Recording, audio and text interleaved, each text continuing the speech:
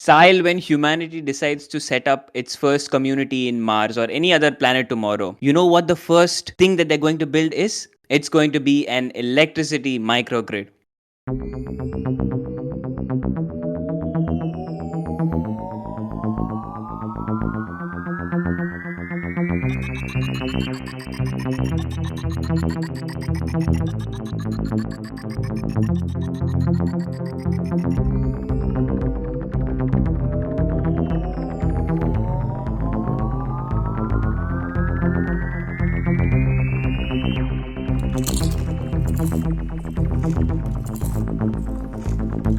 Crispy Perspectives. Hello, everyone, and welcome to another episode of the season 2 of Crispy Perspectives. In this season, we are talking about the future of energy.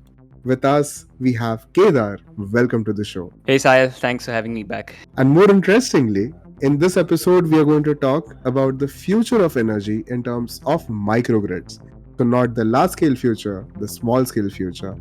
Kedar, really excited to get started. And with the first question, what is a microgrid? And when we talk small, how small can it really be? A riveting question right from the very start. Hi Sahil. I think a microgrid has lots of definitions, but I'm going to stick with the one that is mentioned by the American Department of Energy. And it states that a microgrid has three defining factors. It is basically a group of interconnected loads along with distributed energy resources. So it's a mix of consumers and energy assets, decentralized, that have these three specific peculiarities.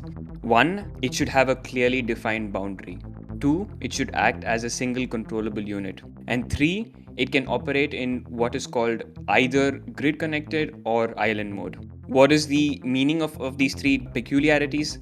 The first thing is that a microgrid must be having a clearly defined boundaries. That means that you should be able to differentiate between the microgrid and the bigger utility grid. The second is that the microgrid should have a central brain that should act as the command center for operating these loads and energy generating assets combined. And three, in case that the microgrid wants to, it can disconnect itself from the grid and operate as a self-sustaining island of energy, which means that it has the possibility to connect to the grid and interact with the grid in terms of electricity exchange. But when it wants to, it can also disconnect itself. With regard to the second question, I think there really is no official definition as to how small a microgrid can get.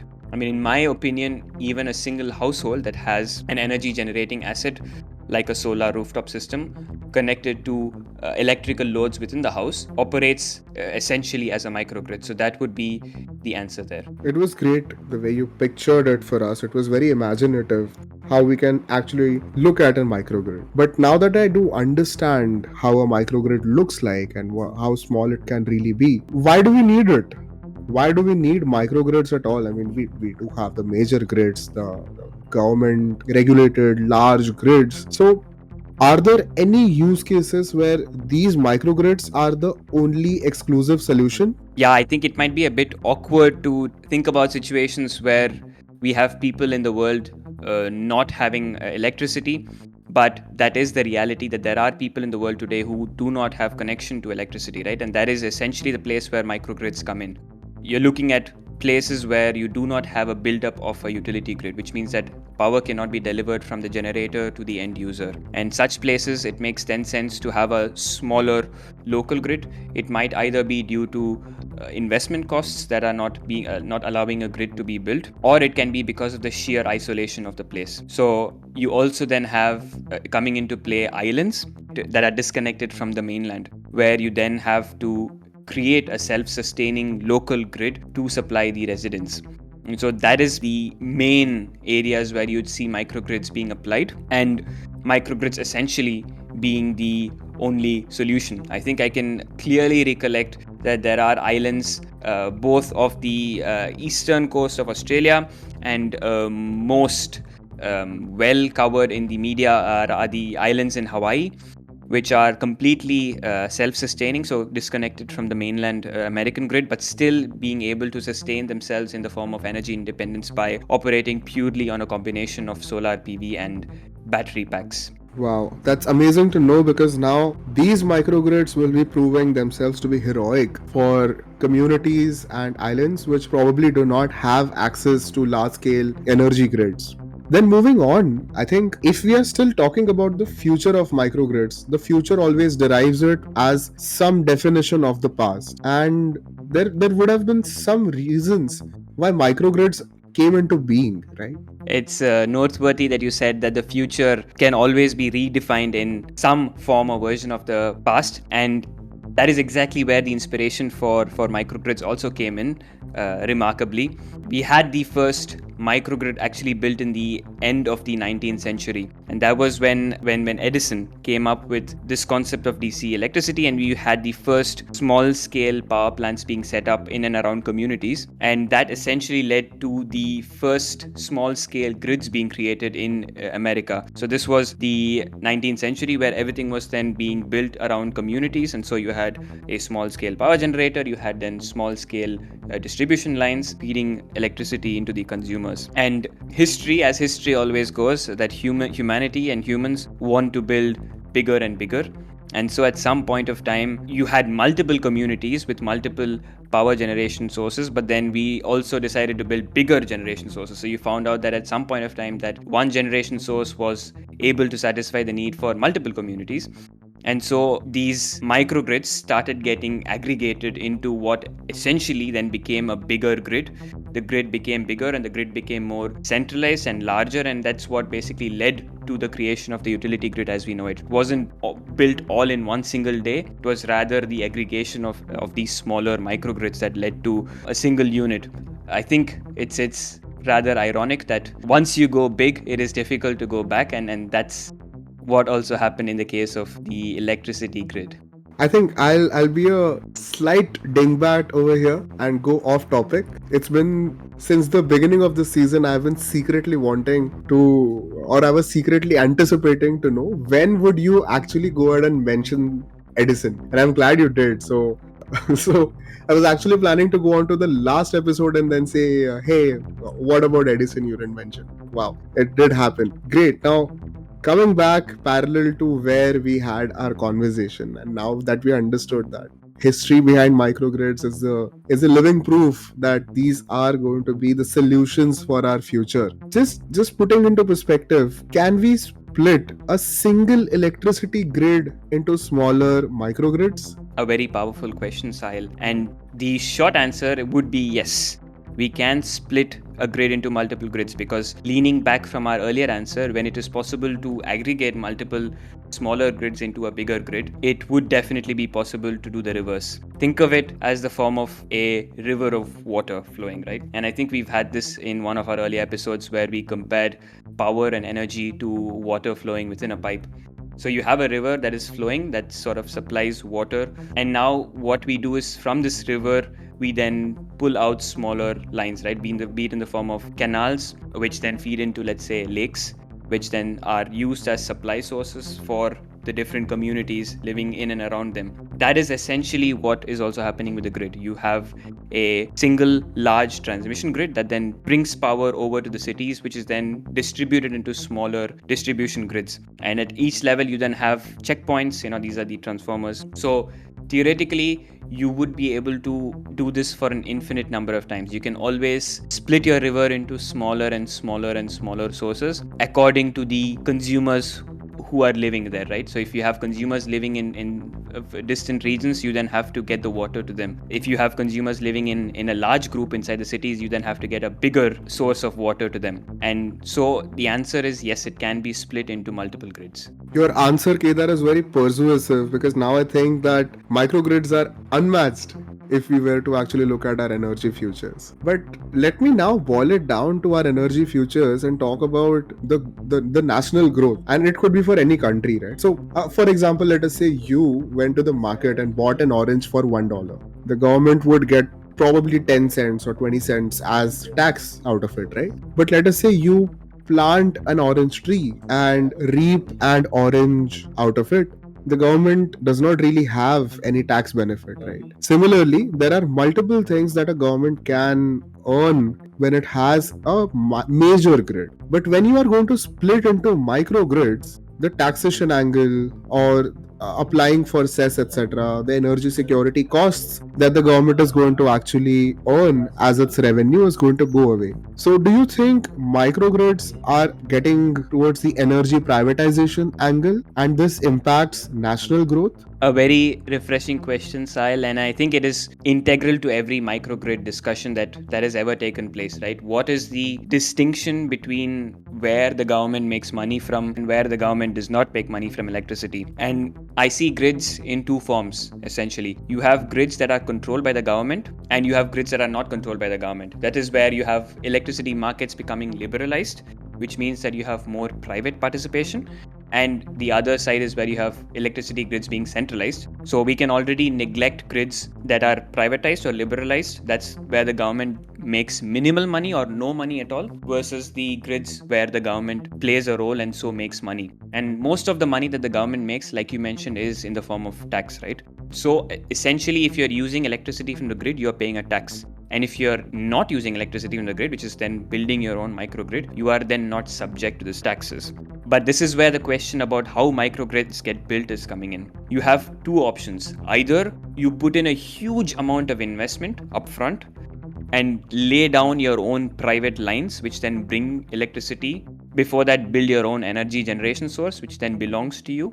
That's your energy source. You then build the lines, and then you are able to get this electricity from your source via your lines to you, which means there is no usage of the government controlled public grid. On the other hand, and this is how most microgrids function today, you form a community or a registered organization, and then you try to take the part of the public grid to your own, which means that it's not entirely your own grid, but it's rather a partnership. And that's where you still aren't escaping from the tax regulation of the government.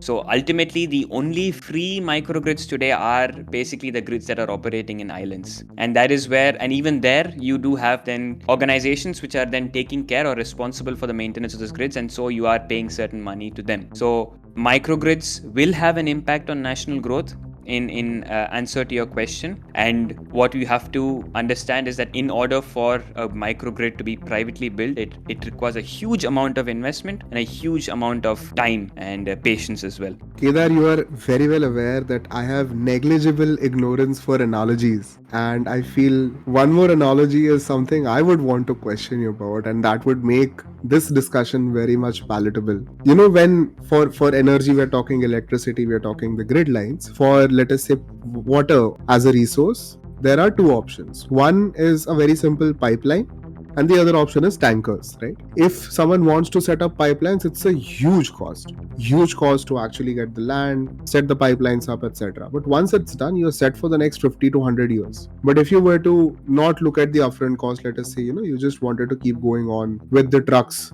there might not be a very huge and hefty upfront cost, but over a period of time, you're going to actually face troubles with the operational side of it. Do you think this analogy actually applies to microgrids? I think that's a flawed understanding. You would, in this sense, compare the tankers to the diesel generators that we then have outside our homes or outside our businesses, which then supplies to us power when, in the case of, for example, a blackout, versus the pipelines to the actual electricity lines, which then supplies to us electricity from a faraway energy source. And in answer to your first question, definitely yes, it is much more beneficial, it is much more cheaper, it is also much more sustainable over the long run to have supply through pipelines as opposed to tankers, right? I mean, that's, I think, a no-brainer over here. And yes, you are right, if the upfront cost is neglected, it is the simple, plain, obvious choice that every community or every city or every region should promote its own microgrid. The question is, how supportive are we going to be in terms of regulation, in terms of people participation? Because ultimately, the microgrid itself is a community-led movement. There is another topic that is very closely related to this. It's called energy communities, and ultimately it depends on a mix of these two factors, right? How supportive is the government, because you cannot expect to have a microgrid running up in one day it's not there and the other day it's there. It usually takes a lot of time, which is why the middle option is to use to split off a section of the utility grid and use it as your own private grid. That's basically, to a sense, what is happening with energy communities already. ultimately the answer is, how good are you with your regulatory support, and how good are you with your people's participation when it comes to then implementing and executing microgrids. Kedar, I really understand and applaud, in fact, that there is a very sublime way in which you have given me a very witty answer. You talk about large grids, which is in a positive light, but you have also touched upon the fact that microgrids are actually going to empower communities, and that's something where we need to do a fair play and balance the benefits that we would need out of it. Well, I think now that we talk about energy futures and communities, we should also talk about the net zero futures or the renewable futures. I understand that the large scale grids will have large scale plants, but if we were to talk about the communities with rooftop solar, etc., would still have a lot of potential for solar, renewable, etc. What are your thoughts around that? Do you think renewables and microgrids go well together? Great question. And I think that's the ultimate secret sauce that's going to determine the future of microgrids, right? You do have energy sources shifting from large centralized power plants to small decentralized power plants. And in order to answer your question as to whether renewables and microgrids fit well together, let me take you through another analogy. I think that's something that we are getting quite used to over this season. Imagine you're in a park and you're skipping with a skipping rope, right? You skip with a certain number of jumps per minute. And let's say that I now want to join you. And in order for me to skip together, I need to then match the rate at which you're skipping. That is the ultimate difference between renewables and non-renewables. The grid today delivers electricity in the form of a certain frequency. That is basically 50 hertz or 60 hertz, which means that the electricity oscillates. And the oscillation is basically created by these huge machines that are, the turbines and the motors that are running in order to generate the electricity. And their movement is basically what then keeps the electricity tuned to this frequency. But renewables, on the other hand, do not generate at this frequency at all. That means that in order for renewable electricity to be fed into the grid, they have to first be brought to this frequency in order to be fed in. And so that's the difference between what is called a grid forming asset versus a grid following asset. A grid forming asset is something that forms this frequency for the electricity. That's basically non-renewables. And a grid following asset is something that where the electricity has to be brought to this frequency before it is fed into the grid. And that's renewables. And you do see that automatically that when you bring electricity that is not at the set frequency, you're going to have problems in the grid, which is why you hear stories today about the grids not being so stable as they were earlier. And this is where microgrids come in, because what if you do not touch the grid at all with your electricity, with your renewable electricity? What if what you use or what you produce and what you consume are happening isolated away from the central grid? This means that you don't have to have that worry about, one, electricity being out of frequency, two, you already don't have the worry that you're going to be paying taxes for electricity, and three, you are then essentially consuming 100% sustainable electricity produced by your community solar asset, for example. And that is, I think, the reason why renewables and microgrids gel so well together. You also have another kind of differentiation between non-renewables and renewables. One of these assets can be turned on and turned off quite quickly, and that's renewables, right? You can essentially, with the flip of a switch, turn off the power, turn on the power. But it is not the case for a coal power plant. It is not the case for a nuclear power plant. These plants require hours, if not days, in order for them to be brought up to generating at peak power, and then again hours in order for them to be throttled down. And so this is then a huge cost in order to bring them up, bring them down. And so these are what are called non-dispatchable energy assets versus renewables dispatchable. And this again makes sense for microgrids, because for microgrids, you don't need to worry about these assets being turned off or on, because you're essentially in control of your electricity, in control of your grid. Whereas when you do go on the public grid, you are then also interacting with these large centralized non-dispatchable assets, which means that your electricity somehow has to mix in with them, which then causes additional issues. And so ultimately, for any electricity grid, be it a microgrid or not, maintaining the quality and reliability of electricity is of utmost importance, right? Because we know what happens when people don't have their electricity. Ultimately, finding the best possible energy mix being delivered through the best possible energy transmission source should be the goal for any energy company. And that's, I think, where all of these discussions come in, right? Renewables versus non-renewables. grids versus microgrids. Ultimately, it's just about finding the best combination. Remarkable. Okay, let's say Bruce Lee is skipping rope, and that is where the main grid is. And then there are microgrids like Sahil who are trying to skip rope. Of course, I can try, but I cannot match the quality, reliability, and resilience of Bruce Lee's skipping rope. Do you think that is a similar issue that occurs within microgrids as compared to utility grids, or the quality, reliability, and resilience is on par?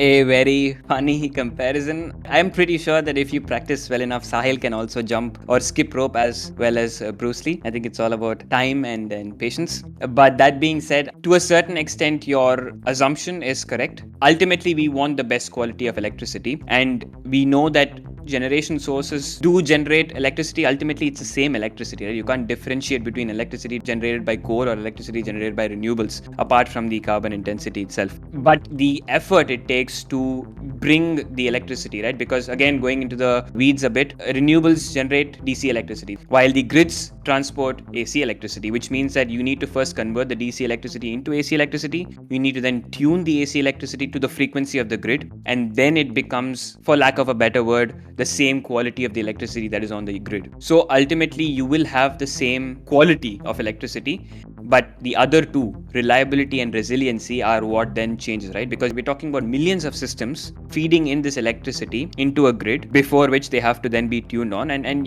the grid is ultimately a physical machine, right? Which means that it has physical limits, and the reliability and the resiliency is then what get affected or impacted when you're trying to bring about this change, where, from one plant to million plants, you do expect then reliability to get hit. And so, which is why there's this question or debate about generation sources, which generation source makes sense on what level of the grid, and ultimately how do we preserve the resiliency and reliability of supply, keeping in mind that we also have to move to sustainability of supply. The other way you can, of course, maintain reliability and resiliency is also making changes on the demand side. We especially see with microgrids that communities are becoming much more responsible and much more respectful of their demand, which means they're able to manage their demand much well to the energy generation itself.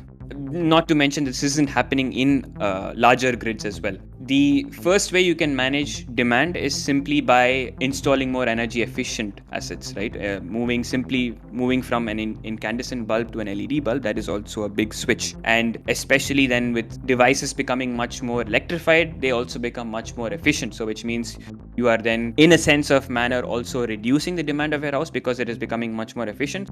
The second way you can manage demand is then by actively shifting demand, which means that you notice that you have energy that is more in surplus towards the day, but you are doing activities that are more electricity consuming during night. You can say that, oh, okay, I have more energy during the day, I will do it during the day. This especially makes sense for activities like washing your clothes, washing your dishes, and so on. The third way that you can also, and probably the most important way that you can also make changes on the demand side, is simply by improving literacy, right? You have lots of people, or the majority of the people in the world, who do not know about renewables, what they generate, when they generate, how it affects, and how demand could be shifted, and how to basically make yourself more energy efficient. So I think literacy, bringing about this change, like I said earlier as well, it involves a lot of participation from the people themselves. And I think a combination of this, energy efficiency, energy shifting, and energy literacy, is what then basically helps in demand side management.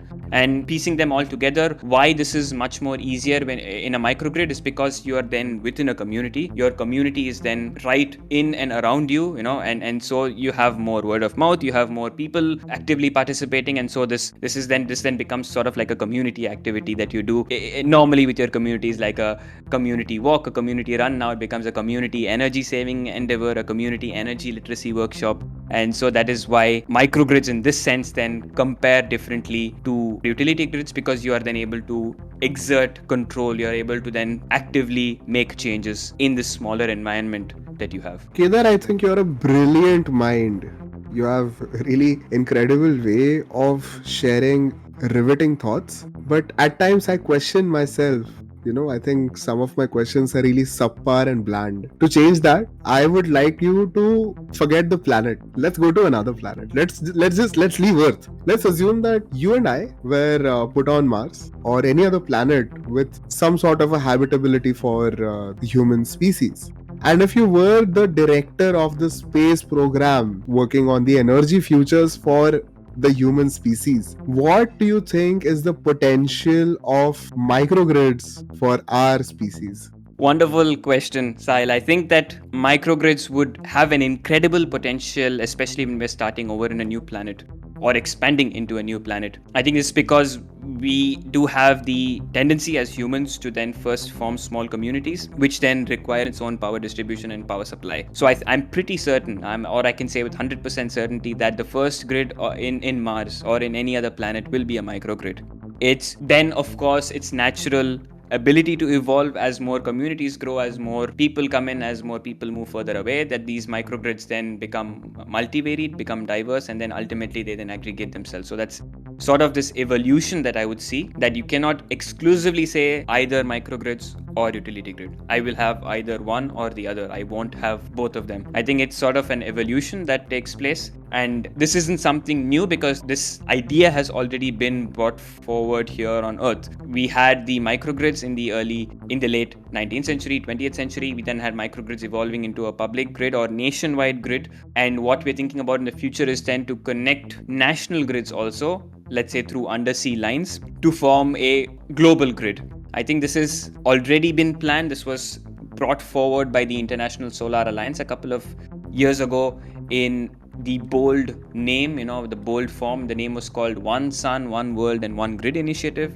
I think people realize that with us moving towards more sustainable energy sources, we will have the issue of variability, that the sun is shining at one place and the sun is not shining in the other place. The sun is shining today, the sun is not shining tomorrow. And we have a surplus of power when the sun shines or when the wind blows, and we don't have a surplus of power when the sun doesn't shine. And the idea was that by connecting these national grids together, let's take an example. It's morning in India or it's afternoon in India and the sun is shining. We're generating huge amount of solar energy. But on the other side of the world, it's the night in US. And the US grid also has to run on sustainable power. The US grid also has to run on green power. And so what we essentially can do is then transfer this surplus through undersea cables to the US. Or maybe the US a bit too far away. Maybe let's bring it a bit closer to the Middle East or to Africa. And this has already been proposed. This is already being planned for, and hopefully the long term we will see how it evolves. But I'm pretty optimistic that when we do move to a new planet, the first grid will be a microgrid. I think the way you have presented microgrids, it does mean that the species now depends on it. I've understood that the definition of microgrids is pretty open. Anything that is not connected to a utility scale grid is a microgrid.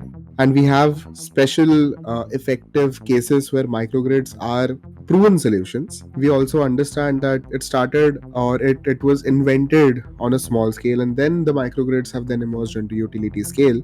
While we even now can split the utility scale grids into microgrids, and we are basically looking at communities being benefited for the majority of it. I want to still dive deeper and talk about energy communities over here. I do understand that the whole discussion is going down to the crux of it, that is the human species and human communities are going to be benefited. But while you keep mentioning microgrids and energy communities, can you somehow make me understand what is the difference between energy communities and microgrids?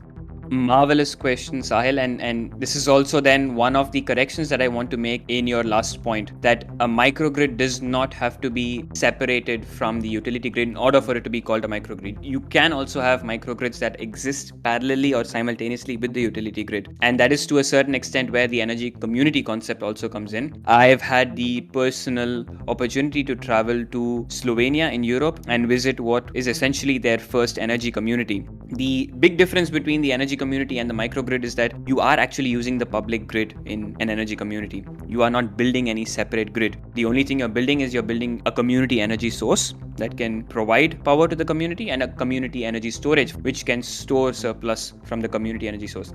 But ultimately you're using the public grid to transport all of this electricity, which means you're subject to the regulation on the public grid, you're subject to the tax that comes with transporting electricity over the public grid, and you have to then be also cooperating with the utility operator of the public grid, especially when they have to maintain and when they have to upgrade the grids itself. And that's the difference between a community and a microgrid, right? Otherwise, it's pretty much the same. You have a community cooperative that then forms in order to handle or in order to do the official documentation, the official handling of electricity transmission from the community energy source to the community members. And you then have this community participation, which then promotes this sharing of electricity between the members.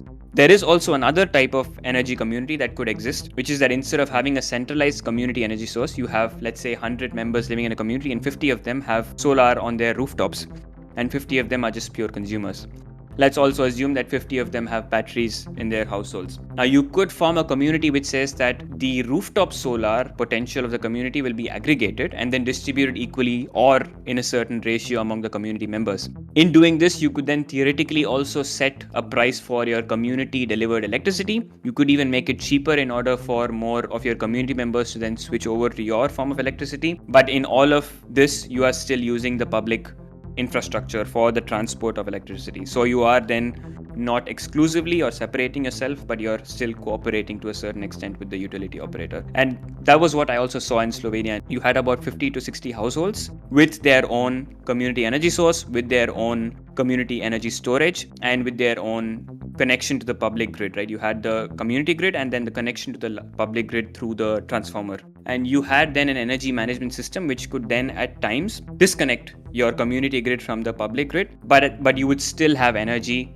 being generated by a local source and then being sent to you through your community grid. So it was a fully functional community which could then at times operate in what is called island mode. And it was very enthralling. It was mind-blowing to see this topic, which I've seen only in theory or I've only read in theory, to actually be working. And you had a high level of cooperation between the members themselves within the community, and even more cooperation between the members of the community and the utility operator. And I think that's what made it such a big success and also quite the big sight to see in Slovenia. You had lots of people going to see it. And then that's ultimately the empowering factor between energy communities and microgrids and what makes them so exciting and what I hope to see more of in the future.